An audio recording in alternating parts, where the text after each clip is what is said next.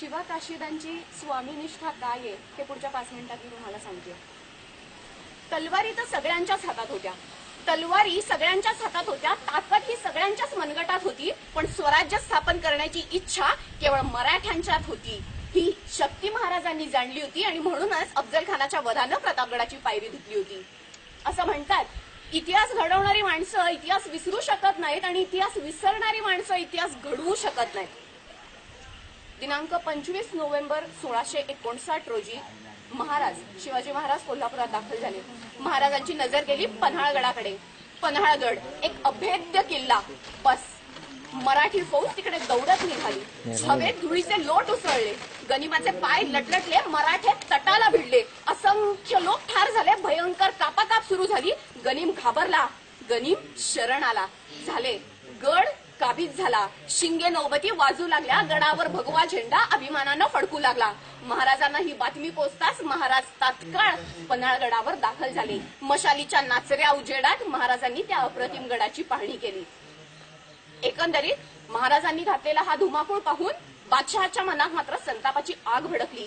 बादशहानं सिद्दी जोहर या सैन्याला 40,000 सैन्यानिशी त्या पन्हाळगडाला वेढा देण्यास पाठवून दिलं. वेढा इतका कडक होता की महाराज तब्बल 4 महिने त्या वेढ्यामध्ये अडकून पडले.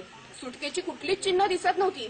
आता मात्र महाराजांना कळून चुकलं की या ठिकाणी शक्तीपेक्षा युक्तीचाच वापर करणं गरजेचं आहे. ठरलं तर मग महाराजांनी बोलावणं धाडलं शिवा काशीद या न्हाव्याला. शिवा येता झाला. शिवानं विचारलं, राजा बोलावणं धाडलं जी? तसे राजे म्हणाले, होय शिवा, आम्ही बऱ्याच दिवसापासून ऐकत आहोत की तुम्ही हुबेहूब आमच्यासारख्या दिसताय.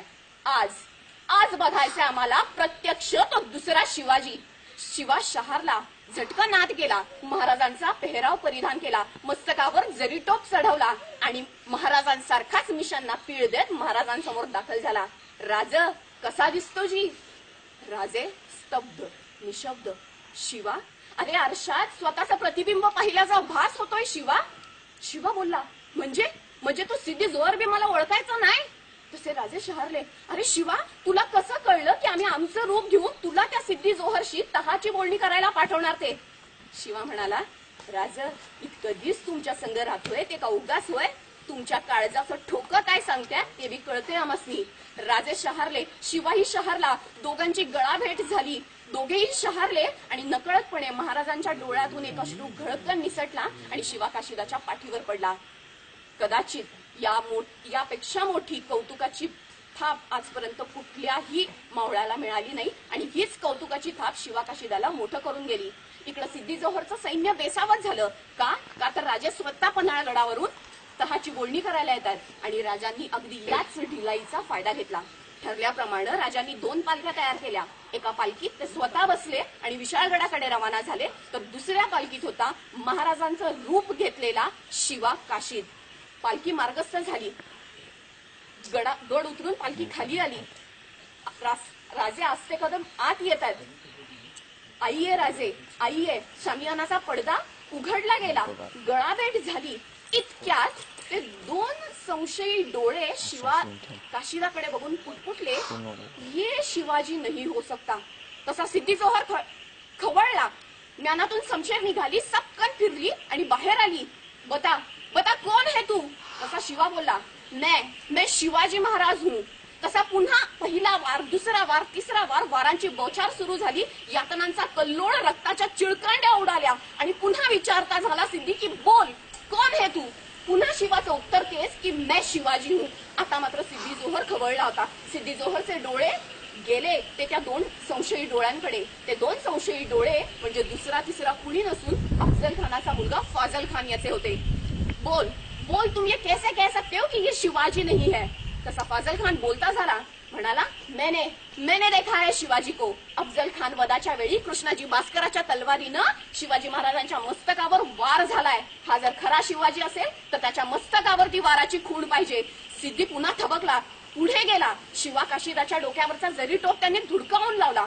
पाहतो तर काय, मस्तकावर वाराची खूण नाही. पुन्हा म्यानातून शमशेर निघाली, सपकन फिरली, बाहेर आली. वार, प्रतिवार, पहिला वार, दुसरा वार, तिसरा वार, वारांची बौछार सुरू झाली आणि रक्तानं माखलेला शिवा खाली ढासळायला लागला. बोल बोल तूही हे शिवाजी. तसा शिवा पुन्हा बोलता झाला, अरे हो मीच आहे तो शिवा. जन्मानं जरी शिवाजी महाराज म्हणून नाही जन्मलो तरी मरताना शिवाजी राजाचं नाव घेऊन मरतोय हे भाग्य काय कमी नाही. अरे या शिवाची छाती तुला फोडता आली नाही, तू माझ्या महाराजाची पाठ काय धरणार. माझ्या राजाच्या जीवाला घोर लावणाऱ्याला आम्ही बिनघोर झोपू देत नाही. आमच्याच वाटेवर येऊन आमच्याच लोकांशी वाटमारी करणाऱ्याची त्याच्या वाटेवर जाऊन वाट लावल्याशिवाय आम्ही आमच्या वाटेवर परतत नाही. हा आमचा इतिहास आहे. आणि बस रक्ताळलेला शिवा ढासळला, त्याचे डोळे लवले, ओठ हलले, श्वासानं माती उंच उडाली आणि उडणाऱ्या मातीला सांगत राहिला, जा जाऊन सांगा तुमच्या त्या महाराजाला की तुमचा शिवा गेला, मातीत मेला. पण सांगा मातीत साठी मेला, फक्त मातीत नाही मेला. कारण मातीत मरणारे अनेक असतात पण मातीसाठी मरणारा केवळ मराठा असतो.